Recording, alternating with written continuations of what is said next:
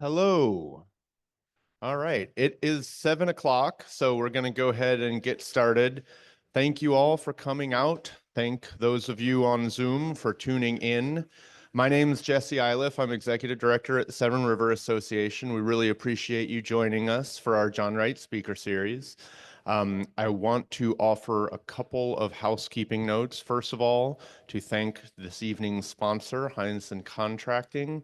Uh, we also have some QR codes on the tables where you can become a member of the Severn River Association if you aren't already, and I hope you will become a member.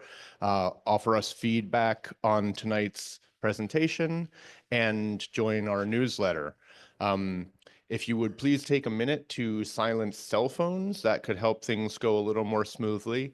There are bathrooms down the hall to the left. There's water over there if anybody feels thirsty. The wine is not for us, so hands off. But we're really excited about our speaker tonight.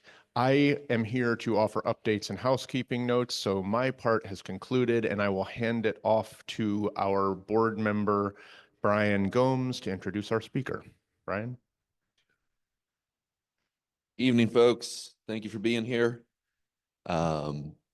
I hope you were able to enjoy the Blue Angels yesterday and not today. And commissioning will be over soon enough. That was wild yesterday. Thanks, VP. So Alex was a naturalist for the Maryland National Capital Park and Planning Commission. I know that's a mouthful. At Patuxent River Park down in Prince George's County. And he is a farmland raptor program coordinator for the Maryland Bird Conservation Partnership. Alex has had the privilege of coming up through the ranks and working with naturalist Greg Kearns, who we had speak over at Forward Brewing a couple years ago, 3 years ago. Time flies. Greg has passed on his expertise of the Osprey and the wetland ecology of the Chesapeake Bay. Alex, on a personal note, I like sharing this 2 Februarys ago. Alex, Greg, and I installed a platform behind my house on the Severn, and unfortunately I'm 0 for 2, but ready, willing, and able to receive Osprey. And I'm excited for tonight's talk, and you have a lot to look forward to. Ladies and gentlemen, this is Alex.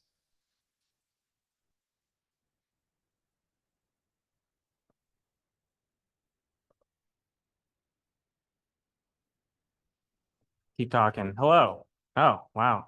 Listen to that. Okay. So my name is Alex Pellegrini. I work for the Maryland National Capital Park and Planning Commission. Wear many other hats, but I'm literally wearing my MNCPPC hat tonight. I'm also involved with Operation Osprey on the Severn River. Yep. With Ken Green and, some other folks as well. I manage their data set. But before I get too into Ospreys, I'm really going to talk y'all's ears off for the next 50 minutes about this stuff. But I kind of like to give a little bit of an introduction to myself, just a little bit of backstory. So about 3 years ago, I was going to graduate, with my bachelor's. And I didn't really know what I wanted to do. I was, felt like I needed something to focus on, a focal species. And I watched this movie called The Big Year, if any of you guys have ever seen it. It's with Jack Black and Owen Wilson and Steve Martin, and it's about birding. And I genuinely did not know that people birded before this. I didn't know what it was. And I went out and I gave it a shot, and I just absolutely fell in love with this thing. So I decided, I need to try to find a job doing stuff with birds, avian conservation, avian research. So I go down to Jug Bay Wetland Sanctuary and I meet this woman named Patty Delgado. And, I'm talking her ear off about, birds, birds, birds. I want to do stuff with birds. And she's like, we don't do that. And I'm like, okay. So she said, I might know someone though.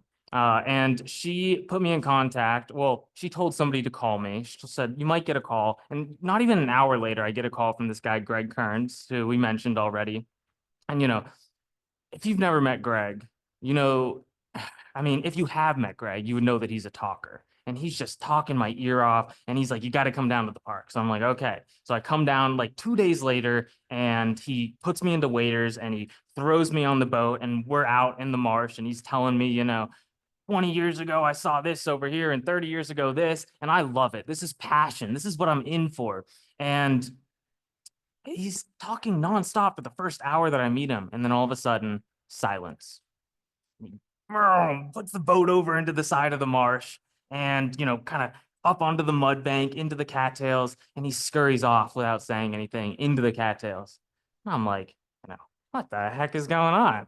I mean, I just met this guy. He's been talking, talking, talking, and now he disappears and he leaves me on the boat without saying anything. So I wait. And then before I know it, he pops back out of the cattails, and in his right hand, he thrusts and hands me this bald eagle. And he says, "This thing is injured. We need to get it somewhere. We need to take it somewhere. Let's go." And he's like, "Here, hold it." And I'm like, okay, But from that moment on, I knew that, this is where I needed to be. This is what I need to do. I'm in love with this stuff. I mean, I'm a newfound bird nerd who's like head over heels for it. I mean, it's only gotten worse since. And, this is just heaven for me. So anyway, for those of you who aren't familiar with where Jug Bay is, it's about 20 miles east of DC, about the middle of the Patuxent River, okay? And it's this big blue area here. The green area is Patuxent River Park. And Jug Bay is just a really, really beautiful place. Here's an Osprey's eye view of the area. Wild rice marshes galore. The really light green areas here are that wild rice. I mean, this is just a haven for wildlife watchers. It really is a biodiversity hotspot, largest freshwater tidal marsh in the state of Maryland, longest running river completely within the state of Maryland. I mean, beautiful sunsets, beautiful sunrises, moonrise over Merkle Marsh, where over 10,000 geese winter. So this is the largest concentration of geese on the Western Shore. And other than, the many species of geese that have been found here, there's 315 species of birds that have been recorded within the Jug Bay area. And just to give you an idea of how significant that is 75% of all species ever recorded within the state of Maryland. It's remarkable. And, some of those are great blue heron, nest there. Great egrets spend their summers and springs and falls there. Birds like the least bittern are what give us designations like being an IBA. So that's an important bird area under the National Audubon Society and the Maryland Department of Natural Resources, as well as we're a Chesapeake Bay National Estuarine Research Reserve under NOAA and Maryland DNR. But, this is enough about non-osprey things. We're here to talk about ospreys. Not these ospreys, though, obviously, not the V-22 kind, but the beautiful birds of prey that you all are probably so familiar with. Now, for starters, where does the name osprey come from? Well, one of two places. The first, aves predae, which is medieval Latin for bird of prey, okay? The second being ossifragia.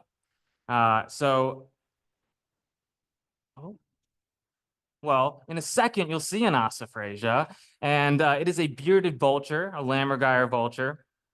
And essentially, this bird, I'll show you a picture in a second, but just to give you a visual, it's a vulture. So we all know vultures, right, on the side of the road. And what do they eat? They eat dead things, okay? So just like any old vulture, your typical vulture, they eat dead things. But the bones of dead things are what they specialize in, okay? And some of you might be familiar with this. I hear some oohs and ahs, but what they do is they go down to the carcass, they take the bone out, and they fly way up high into the sky and drop the bone. It plummets down to the earth and cracks open, and then they eat the bone marrow out from the inside.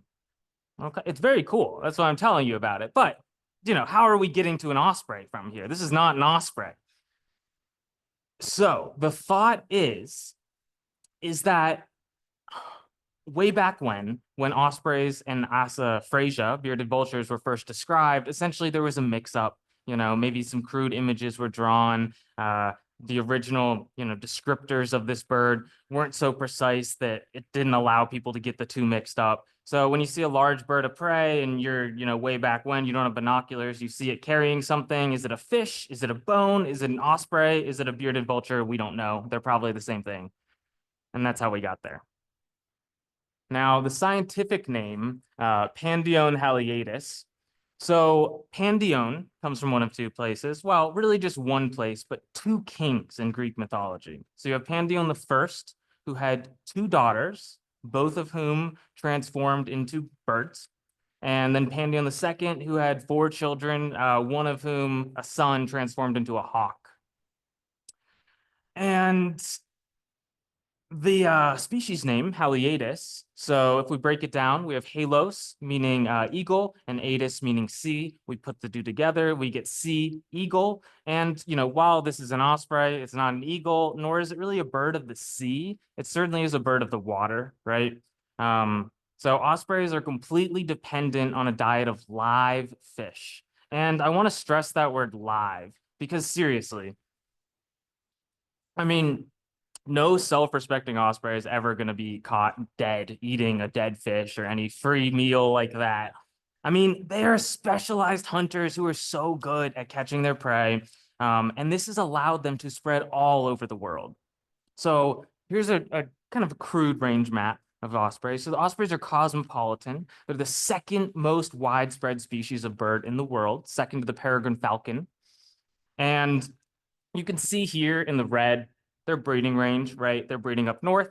You can see down in the blue, their wintering range. And then in the purple areas are where they occur year round, okay? So some purple areas like here, Australia, over there. I was told I have to stay in this box, so I can't point, but it's Florida and the Caribbean. And here's a little bit of a better map. I like this map better. It's an animation, okay? I'm gonna let it play the first time, and you can see migration is happening, right? We know this about birds. A lot of birds are migrating. Ospreys are no different. They move up north to breed. When they're done breeding, they move back down south again. Now I'll play it again. And what I want you to notice is that there are some areas like Florida, right, that I mentioned that stays with color the whole year. There are some areas like Australia that never lose ospreys, but also interestingly in South America, the coast of Africa, and places like that. And what's going on here in places like that is that for the first 2 years of an osprey's life, they don't migrate back north. They'll migrate south once, they'll stay there for 2 years, just growing up. And then when they're about 3 years old, they'll go up and they'll try to breed. And typically they're not very successful, but they have some learning to do. So here, a lot better image of that. And the other thing that happens, other than the osprey staying down south for 2 years, is that there's multiple subspecies of ospreys, right? So we're not going to get too into it, but ospreys are one species worldwide. And then within that, there's some variation, subspecific variation.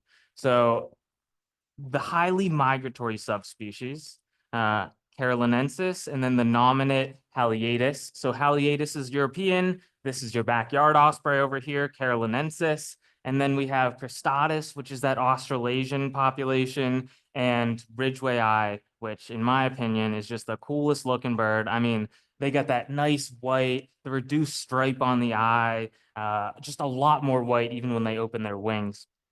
And they're found in the Caribbean. You can see them, in the Keys in Florida and places like that. And when I start to think about this, I mean, my brain goes down rabbit holes and I'm thinking, how do we get so much divergence? When do ospreys first appear in the fossil record? And the answer is about 12 to 13 million years ago. So you could say we have the original osprey. They originated in the Americas, subsequently spread, over the Bering Strait into Europe is the thought. And they only reached actually like proper Europe over here about 2 to 3 million years ago. So that spread took about, 10 million years to occur.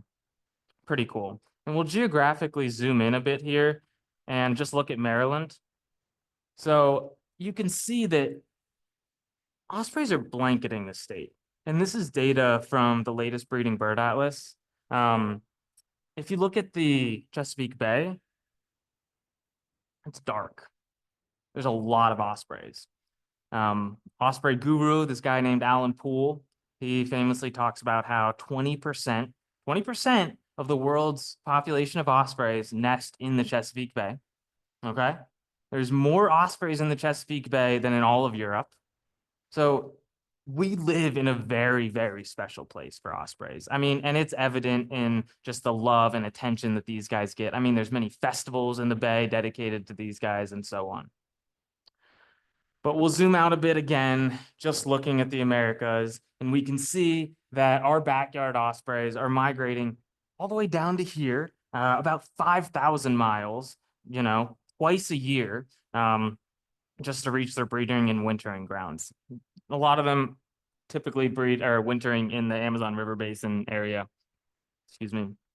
And they're an early migrant, okay? So a lot of the time, the first signs of spring are those ospreys coming back. And sometimes when they come back, sometimes it looks a little bit like this. And I'm sure they're wishing they would have stayed south a bit longer. But nonetheless, they get back here, usually around St. Patrick's Day, but more and more, those arrival dates are approaching Valentine's Day even.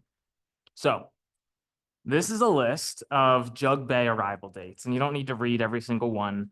But if it's not obvious, right, these date back to 1985, and I was not alive in 1985, so this is not my list.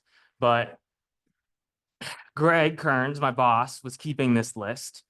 And, just like ospreys are so close to Greg's heart, and he keeps a list like this close to my heart. Ospreys are so heavily intertwined in our cultures, and you can see this, this is just a few examples of that. So this transformation mask in the middle, it's from the Pacific Northwest. The Salish peoples would have this mask, and they would essentially tell origin stories about how, creature, osprey, transformed into man, the mask would open up to, provide kind of a visual effect to their traditions. And the transformation masks are actually what the Seattle Seahawks logo was modeled after. You see, St. Mary's Seahawks, our very own in Southern Maryland, UNCW. I mean, the list goes on. These are just a few examples. And just like us, Mr. John James Audubon also loved ospreys. It was one of his favorite birds, he said, and this is his painting of one. It's one of my favorite of his paintings. He famously talked about how when you saw ospreys circling way up high, it meant that, there was an oncoming storm. And while obviously, this is flim flam, I don't believe this to be true. I say this to people and then, we'll be outside and they'll be like, well, it's going to rain and there's a lot of ospreys up there. But what I want you to notice in this photo, or this painting really, is those feathers on the back of the osprey's head. You can see they're standing up, and that's intentional. That's real. Here's a photo of that happening as well. And it's probably an expression that you're familiar with when someone has their hackles up, right? It means that they're kind of PO'd. And this osprey's mad at me for holding him, I'm sure. But other than that, in this photo, we can start to kind of key in on a lot of the adaptations that these guys have to be the skilled hunters that they are. So we'll start with the blue seer, the fleshy bit around the base of the bill. And just on the top, on the upper mandible, you can see the nostrils or the nares. And inside of those nares, you can see that there's, well, you can't see, but believe me, there's a flap of skin. And what that flap of skin does is it closes and it opens. Opens so they can breathe, closes so that when they're plunge diving into the water to catch the fish, they don't get a rush of water up their nose. And I'm sure most of us have jumped into a pool and had that happen, and it's unpleasant, right? So especially adapted to avoid that. The eye stripe here, really nice to reflect the light away from the osprey's eyes, just like football players or baseball players, eye black, right? The eyes, you can't see it, but there's a special oil coating on the eyes that kind of works like a polarized lens. So if you're a fisherman or you've ever worn polarized sunglasses and looked at the water, I'm sure we all know, right, that you can see fish in the water a lot better. So built-in polarized lenses, really effective hunters.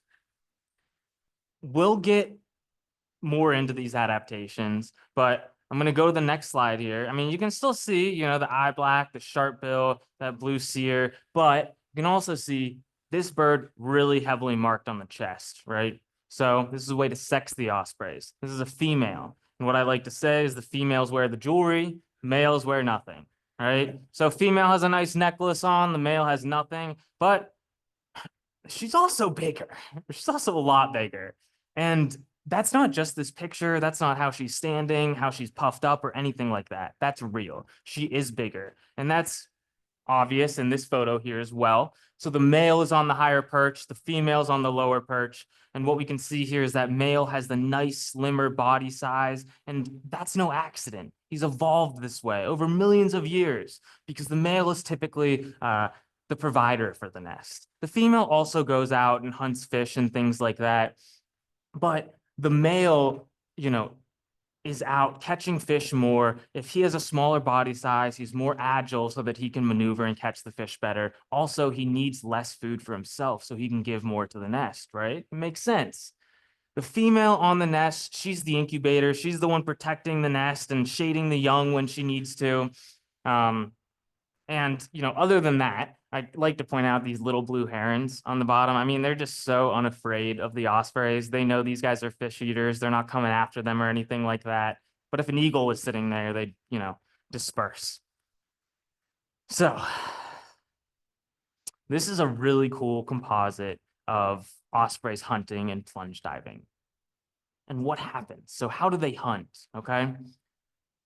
What happens here is, I'll take you through it. Osprey gets hungry, flies way up into the sky, 150 feet up in the air, and it's looking down and it's surveying the water. And when it sees a fish, it locks onto the fish, and then it starts to go down into a stoop, its wings spread out, teetering back and forth, maneuvering so that it can lock in on where that fish is. And just before it hits the water, like you can see here, it tucks those wings behind him, puts the feet out, puts the talons out, and in a fraction of a second, it'll close on that fish.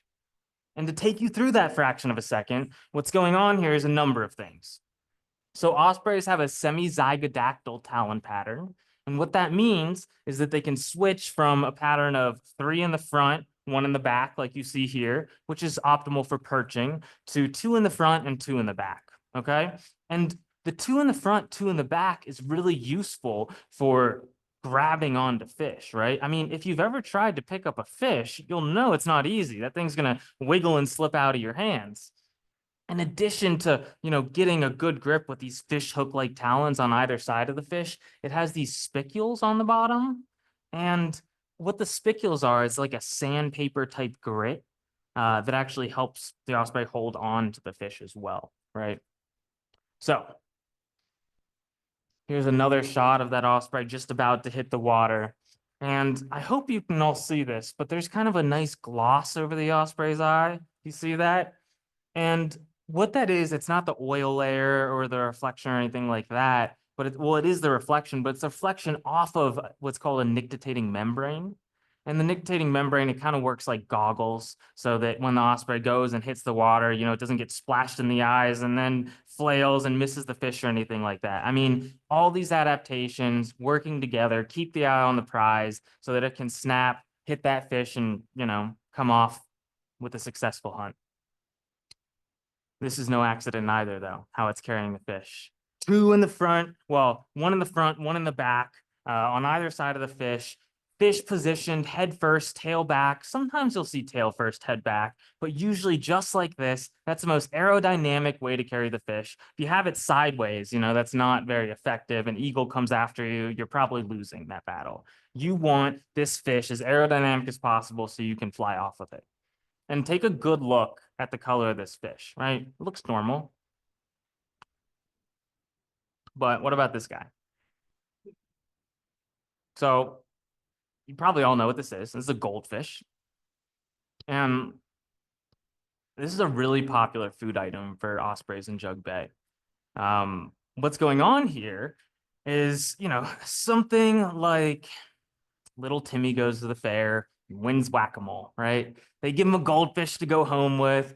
And then a week later, little Timmy's sad and he wants to let the goldfish go free because that's where it belongs. So his parents take him down to Jug Bay and Timmy releases the goldfish at Jug Bay and no longer in the confined small little tank, it grows from this size to an absolute monster of a fish. And there are enough little Timmies in the world that we have a breeding population of goldfish in Jug Bay, unfortunately. And you can see in this photo here, there's no head on the fish. I just like to point that out because that's a pretty popular, common sight in the nest of an osprey. The male will eat the head off and then give the rest to the family, and that's just the part of the fish they typically eat more than anything else. I throw this in here to give you guys something to look out for because this is so cool. So what's going on here is osprey, hot summer day, flying really fast, starts to plane out with the surface of the water, drops the landing gear and starts dragging the feet on the surface of the water. Nice cool mist on its body, opens its bill and just takes a little sip of water. And typically you don't see them do this because they get a lot of their liquids from their food. But on a really, really hot summer's day, you'll see them do this. So hot in July, go out, you'll probably see this happen. It's really neat in action. This picture does not do it justice. Here you can see those nice alula feathers, the nice thumbs, help them maneuver really precisely along with those long wings, specialized wrists, all of it coming in to, help them lift off the water and just do what they do best, which is catch fish. Now, other than that, I want to point out, right, this thing is landing on a nest that kind of is, from this image, it looks like it's floating in the middle of nowhere. And I think I'm talking to a group that knows what an Osprey platform looks like, right? So I'll show you images of that in a second, but back in 1985, before my time, there were only 3 Osprey platforms in Jug Bay. Now there are 72. Yeah, so quite the improvement. In the beginning, they looked a little bit like this. I mean, this is just a mess. These are the pine saplings, weird contraption. That's like 5 people putting it up and 1 person to take the picture. That's not optimal.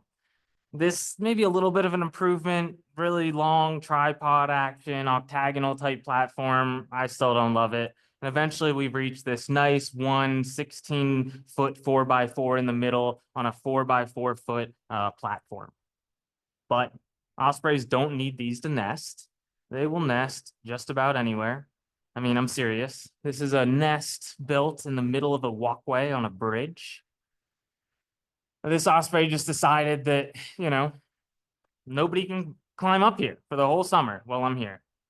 Even more rudely, osprey nest on a boat, which I'm sure is probably a common sight on the Severn, especially the, things that people use to deter these birds.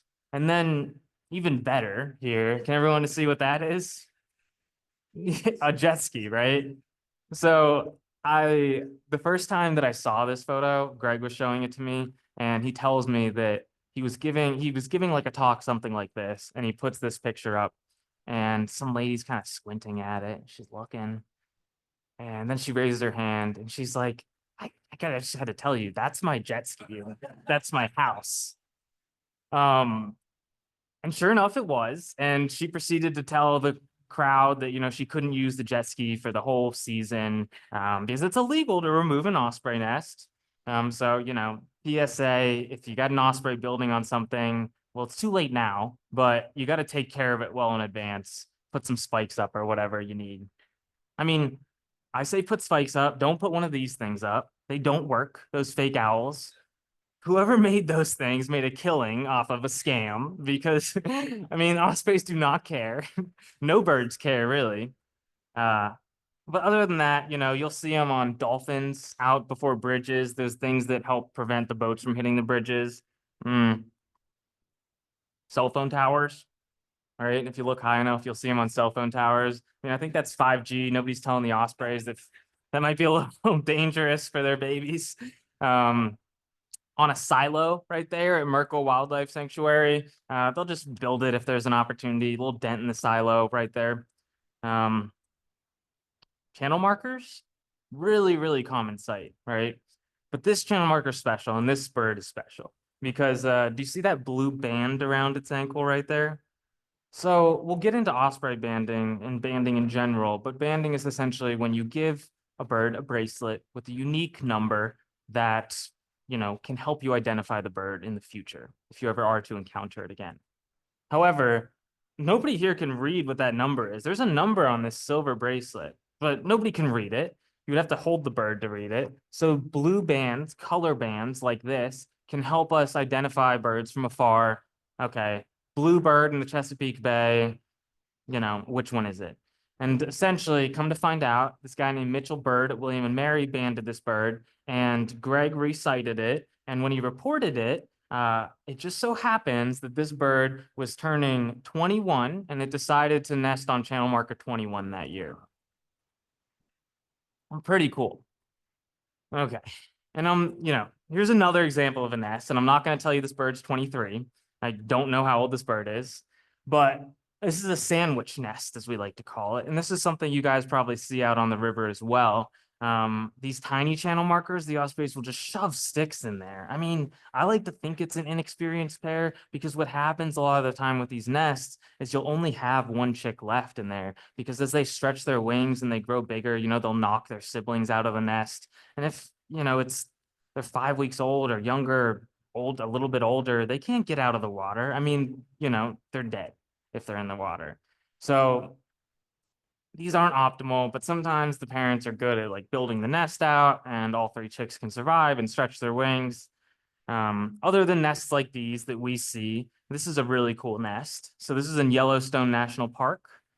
And if you got good eyes, you can see that there's 2 ospreys in this nest, actually. Yeah, you see them? So the white dots right here, right there, and then there's another white dot right there. So that's the head. You can see the eye stripe running through it. But look how big that nest is, right? Compared to those ospreys. I mean, if you look down below, that's dirt, that's soil. The sticks have decayed. They've been there so long on this cliff face that they've, eroded into soil. And generations and generations of ospreys have nested on this cliff face. I mean, they'll reuse nests if they're given the opportunity. Here's Poplar Island. It's out in the middle of the bay, Talbot County, right? Ospreys are nesting on a barge out there. There's no trees. So sometimes you'll even see ground nests, which is cool. But the chicks are up there, if you see my shadow, right? The researchers here are looking down into it, and they're not looking at the ospreys. There's actually some egret chicks nesting inside of the nest. Yeah, there's some pretty extensive co-nesting of ospreys and other avian species that goes on. In Jug Bay, we see common grackles and red-winged blackbirds a lot of the time. You guys, if you live in like really residential areas, you probably see house sparrows nesting in there as well. I mean, smart, these other birds that are nesting with the ospreys are pretty much getting free security. Nobody's going to mess with a big bird of prey. They're going to fend off the predators for you. And the ospreys don't want you. They want the fish, right?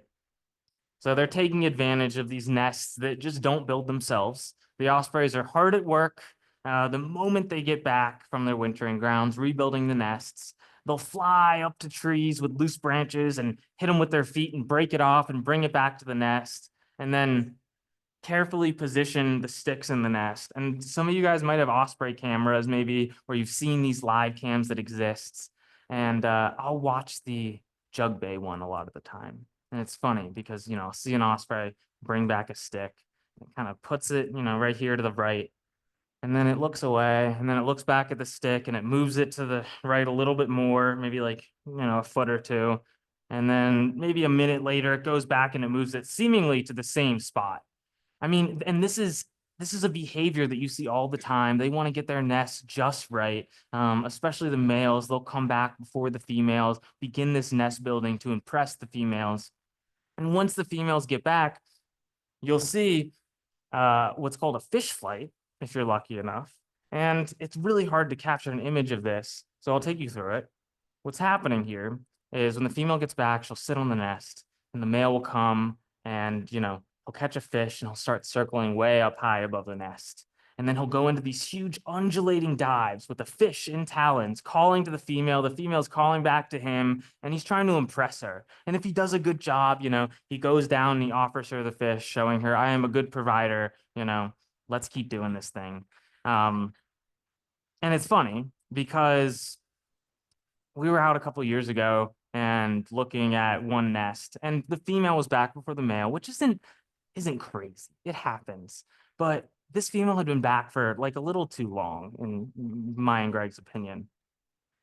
And, we're just happened to be out there one day, and she starts calling, and she's like looking up in the sky, and we see this male streaming in from the south, and he starts calling, and he doesn't have a fish or anything. Like, Greg and I are pretty sure he just came in. He just, like, from wherever he was south. This is the first time they'd seen each other, and he swoops in and swoops down right onto her, starts mating, like, honey, I'm home. Let's get to it. No time to waste. Let's make these osprey babies. And, the way that happens is male on top of the female, tucks in the talons is to be sure not to hurt her. Cloacal kiss. So ospreys just have two holes, right? Cloacas exchange the genetic material. And before you know it, eggs in the nest. Now, 3 eggs is a typical clutch size, 2 eggs, uncommon, 4 eggs, uncommon. And the female, you can see here, there's an arrow kind of pointing to what's called a brood patch.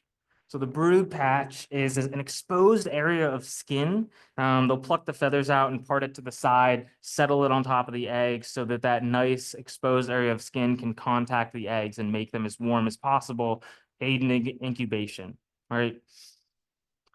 So when that's happening, you look over the nest and you see the female looking back at you just like this, and you know that she's incubating. And before you know it, you go up to the nest and these cute little buggers pop out. I mean, they just bring smiles to so many people's faces. You can see they even have that eye stripe that the adults have just from the get-go. And it's funny because we'll go and we'll check on the nest and they'll be looking at you like this. We don't even know they're in there sometimes, but they can't see at this stage. So they're begging to us for food. They don't know if we're an osprey or not. They just see shadows. But they grow up quick and, they don't stay cute forever, honestly. So they keep growing, feathers come in more. You can see here the white line on their back, and that's what I want you to notice here. So if we look around at the rest of the nest, all those white washed sticks, okay? This is essentially mimicry for those sticks. It just looks like another stick in the nest, right? So those osprey chicks hunker down. You're an eagle or something, an aerial predator way up high, and you look down and you see this, and you think, nothing to see here, just more sticks in a nest covered with bird poop. But if we look from our angle, we'll see this. The chicks hunker down, nice pumpkin orange eyes like that. The adults have these nice yellow eyes. So that's one way to tell the adults from the chicks. Those eyes will transition from that nice pumpkin orange to the yellow as they age. Here's another way. So those buffy tips to the feathers, right? Ospreys, once they molt for the second time, they don't grow those buffy tips. Only the chicks do, and they'll wear off within their first year of life. But other than that, I want you to notice this, right? Plastic juice jug in the nest. And that's not some, pesky teenager who's littering inside of osprey nests. That's not what's happening. That's the ospreys going out, picking up things like this and decorating. And some choose plastic juice jugs. We have a very patriotic osprey on the river that likes to steal these little American yard flags. Also has like a cow spine or something in there. They'll pick up all kinds of stuff. And there's one osprey that I always hear about. I never had the pleasure to meet her. She was before my time, but she would apparently always decorate with a blue dress.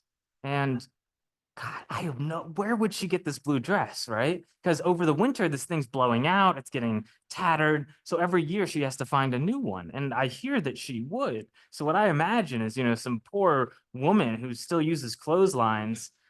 Every year she's hanging her blue dress and Mama Osprey comes and swipes it and decorates her jug bay nest with it.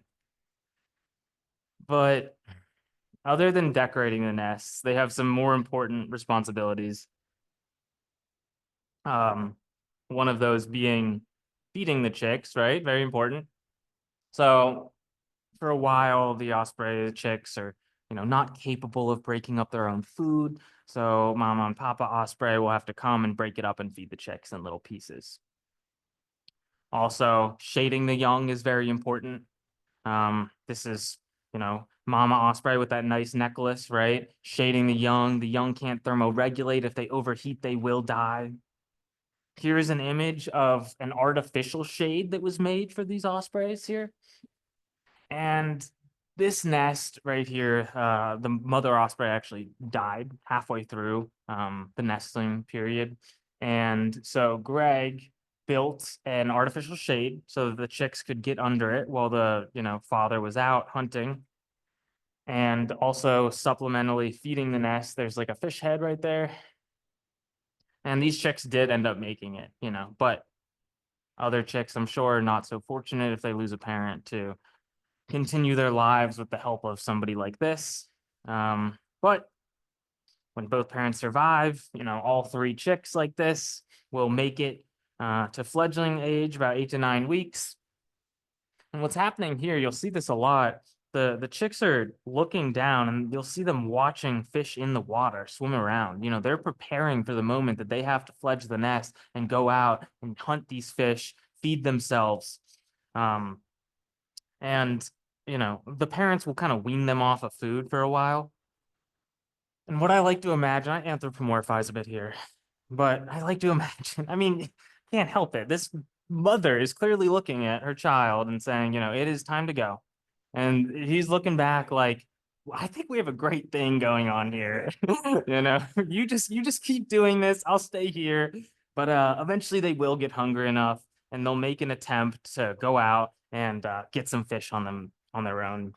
And this is an osprey chick. You can see the buffy tips on the feathers, especially in the furthest image from me. Hunting, lots of splashing, not so graceful, of course. But some chicks really good at it, good genes, get a fish their first try even. Some chicks not so good at it.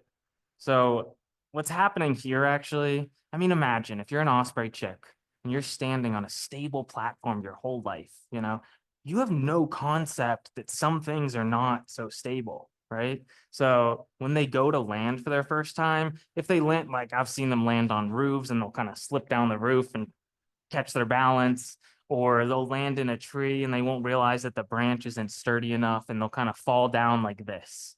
And some people sometimes ask me if, there's some fishing line tangled around the osprey.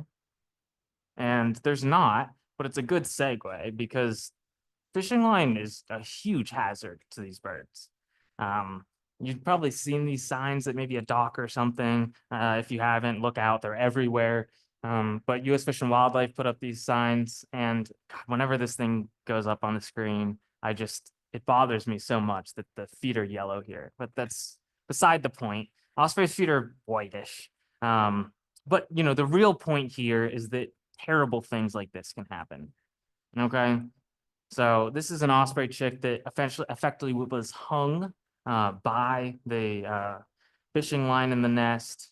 Sometimes we'll go up to the nest, not too often, and we'll see this. So, these chicks are growing fast and they're moving around the nest a lot. And as they move around the nest, that line just gets more and more tangled around their feet and they're growing inside of that line and it can cut off circulation. I mean, in this example here, we were able to get to that bird and cut it off before it got too bad, but things like this can happen where it just gets so bad that foot falls off, right? And ospreys, they cannot survive with one foot. They don't do well in captivity. There's nothing you can do at this point. That osprey's gonna die. So, fishing line can kill. I don't think I have to tell this group, but, if you ever see some fishing line around, do your part. There's way more than just ospreys that this is a huge hazard to. Other than fishing line, we have the classic 6-pack rings that, I don't know, we've probably seen around turtles' heads or something like that. But this is one around an osprey's head. And it's hard to see, but you can kind of see some plastic back there where my shadow is. But it's around the neck of an osprey, can suffocate them. Other than these human hazards that we impose on ospreys with all of our trash, there's some very real predators, okay? And ignore the nest. The tree nests are really dangerous. That's why that's up there, because there's no predator guard. But if I had to ask you, which one doesn't belong out of those three predators? I bet everyone is going to pick the raccoon. But seriously, they are the fiercest of predators. Those raccoons are so persistent. They'll swim across the river to the nest and climb up the pole, and they'll eat the eggs and the little chicks in the nest. Great horned owls and bald eagles are, they're nothing to be laughed at. They're serious threats as well. And I'll show you here. I'll just let it play the first time, and it'll come back in slow motion.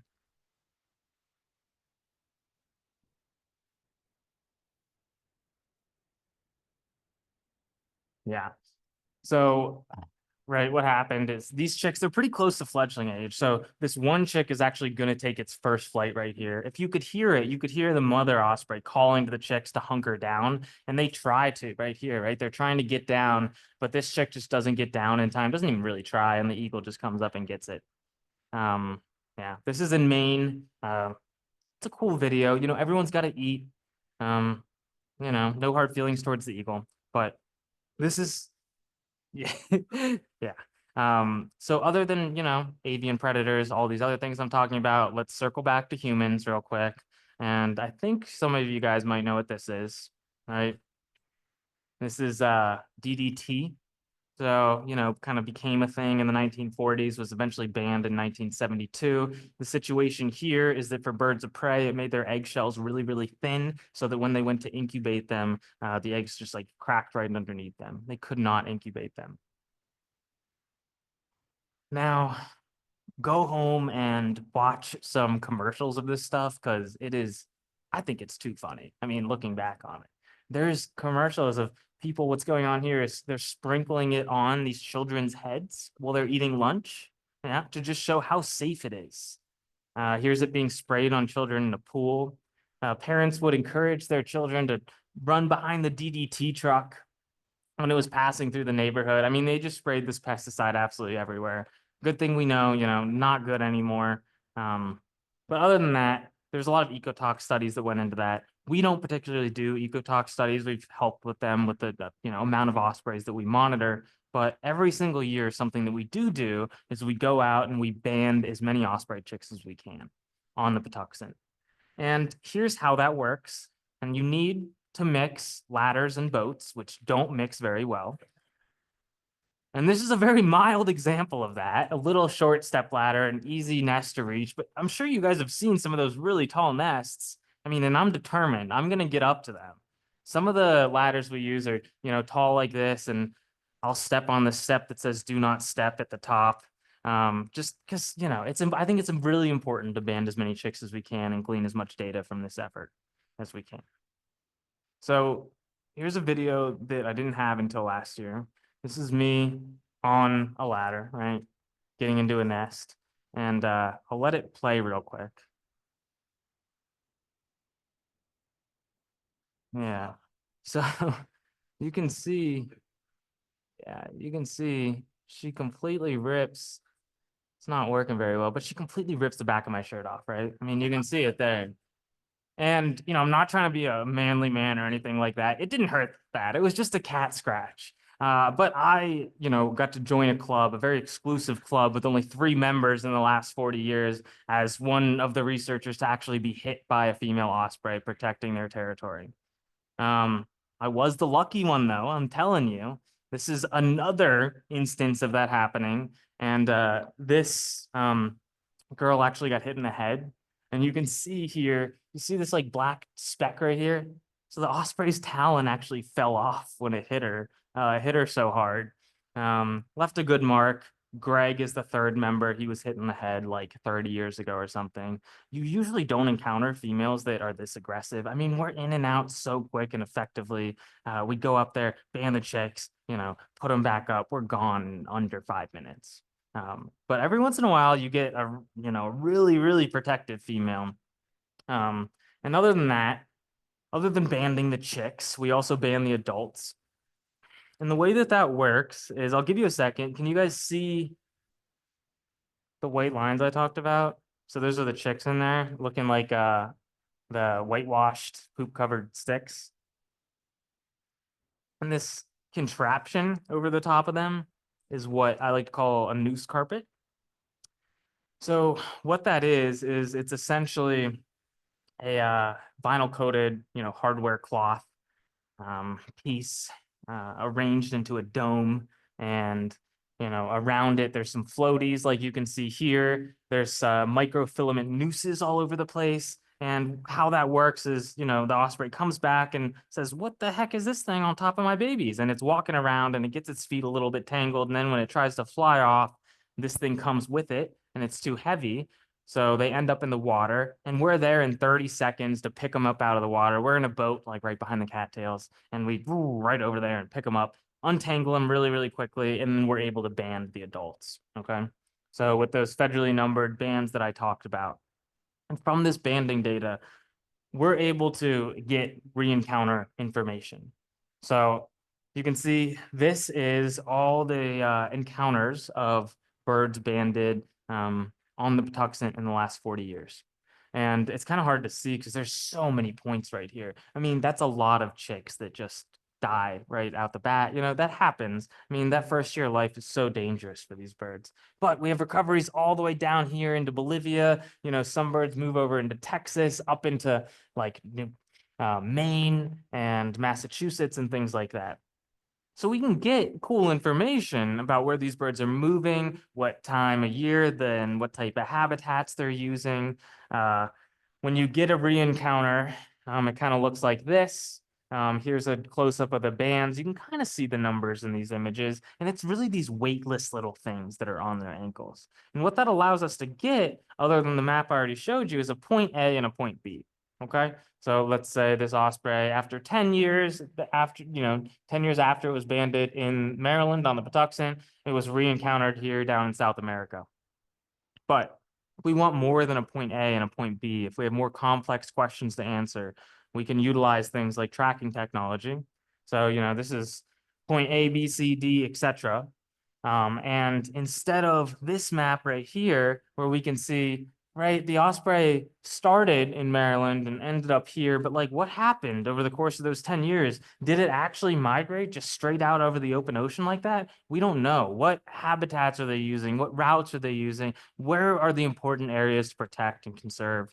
And tracking technologies can help answer those questions. I mean, this bird, clearly moved through the continental United States, down through Florida, through the Caribbean, and into South America, and took a similar migration route back up north.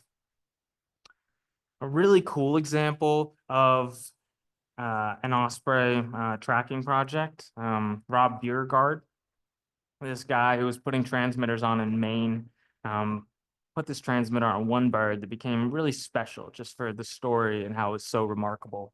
And, he named her Belle, wrote a children's book about it. And what was special about Belle is she actually migrated over the open Atlantic Ocean without stopping, eating, or drinking for 49 hours straight from Maine down into the Caribbean. Really, really cool. I mean, it's cool things like this that make me feel so privileged to work with these birds. I mean, they're beautiful, they're charismatic. All you people are here tonight to listen to stuff about ospreys, right? They're cute as can be. I mean, working with them is, just one of the true joys of my life. And, just to kind of wrap this up, I like to read this Roger Tory Peterson quote that really kind of hit home with me. And it is, "The truth of the matter is the birds could very well live without us, but many, perhaps all of us, would find life incomplete, indeed almost intolerable without the birds." And that's all I have for you guys. So the question is, he's curious about my thoughts on the Menhaden situation. I'm ready for that question. So if you've never seen this documentary, I'm going to point you in this direction. It's called The Biggest Little Fish You've Never Seen. It's available on Vimeo. So if you want to take a picture or whatever, or just remember The Biggest Little Fish You've Never Seen. I think there's like a 15-minute version. There's also an extended version, which I think is ballpark of like 45 minutes. And it takes you through this issue. What's happening now? For those who aren't familiar, essentially there's a company in Virginia that is still allowed to purse seine menhaden, which is a schooling fish that so many species, not just birds, are dependent on. And the overfishing of menhaden is presumably causing a huge issue for ospreys in the Chesapeake Bay. There's a lot of osprey researchers right now working together to, kind of get some hard data and maybe answer some of these questions.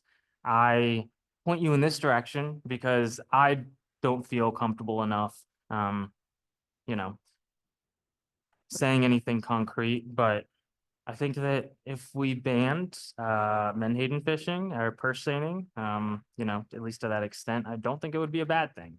So the question is, to what extent do geese nesting in these osprey nests have an effect on the osprey population? And the answer, just like that, is I don't know. I know I have great answers to these questions, but this is really a new phenomenon. I mean, I was out with one of really the big name in osprey research in the Bay, which is Brian Watts, and it's last year, and he was just noting how he's really never seen the geese taking over these osprey nests to this extent. So a little bit of a backstory with the geese. Geese are traditionally and historically migratory. So the geese you see around here right now do not belong here. They were introduced for hunting. And now they're posing, huge issues for our wild rice marshes at Patuxent. They're eating all the little sprouts, SAVs too. I mean, there's just the list goes on. But also now they're nesting in the osprey nest platforms, and they live here. They're a resident, so they're able to get in there before the ospreys are here to really claim their territory. And then essentially what's happening is they delay these ospreys from starting their nesting period and really getting things underway. So there's a lot of nests that are late. So I know that a lot of people are paying attention to it, but as far as to what extent, I don't, have a quantitative answer for you, but I think it's a bad thing. Yeah, so the question is there an effect and a delay for the ospreys having babies? Yes, absolutely, right? I mean, they're not able to start nesting, building the nest even at their usual date. So the question is, has there been any observed change in the range of osprey with climate change? Truthfully, I don't know much about that. So, I'm not going to provide a helpful answer, but I know that there's a lot of birds that are expanding more northward. Yeah, if I had to speculate, I think that ospreys are just so widespread that the change is, more obscure than maybe some other birds. So the question is, with the overfishing of menhaden, have I observed any ospreys feeding on blue catfish or snakehead, some of the more invasive fish species that we have around here? Yes to both, but I think this is pure speculation at this point. But have you guys seen blue catfish? Do we know what blue catfish look like? They're monsters, right? I mean, I've seen, especially now in the Patuxent, I've seen pictures of people, like two people lined up holding these gigantic fish, these gigantic blue catfish. Ospreys can't eat those, right? There's no chance that thing is flying out of the water with a blue cat. It's like, even like a lot smaller than that. So with so many blue catfish, I think that the blue catfish are taking a lot of the fish that the ospreys might traditionally eat, even in the freshwater areas like Jug Bay. And that's why it's such a complicated question to answer, what's exactly going on. Because truthfully, like, we're seeing issues up in Jug Bay where they shouldn't be menhaden reliant. So just like any issue, right? This is multifaceted. I think that menhaden, is definitely an issue to pay attention to. Blue catfish is something we need to explore. And I've talked to people at Maryland DNR about this, and the data just simply isn't there to draw any conclusions yet. But I will take this opportunity to tell a kind of an adjacent story, and it's that I was talking to these people at DNR, and they are putting these pit tag transmitters inside a blue catfish, and they'll surgically insert it just under the skin into their muscle tissue.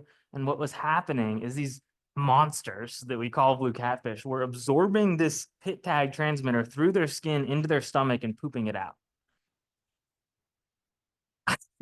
I mean, Like, that is just otherworldly in my opinion. So, hard to study. So the question is, how easy is it to rehabilitate if they're injured? It's not. Ospreys are such an active bird that, well, number one, I mean, rehabs will take them in, but it's really hard for them, not like a red-tailed hawk that's like a sit and perch predator, right? So it'll perch, kind of like wait for a while, but ospreys are constantly on the move, flying around and hunting. They don't do well in captivity. So not easy at all. And that's why you never really see, like falconers or like people at nature centers with an osprey on their arm. I mean, it's really rare to see an osprey in captivity. That's a good question. If you find an osprey that's in bad shape, who do you call? There are several people. I used to volunteer at Phoenix Wildlife Rehab Center, so you can call them. You can look it up. There's also Second Chance Wildlife, Owl Moon Raptor Center. Owl Moon's in Montgomery. Phoenix is in Baltimore. I'm not sure where Second Chance is. But if you just Google wildlife rehab and say you call Owl Moon by accident, they'll point you in the direction of the right one, and they can send somebody out to help you if you need. So, yeah. Thank you. Yeah, thank you guys.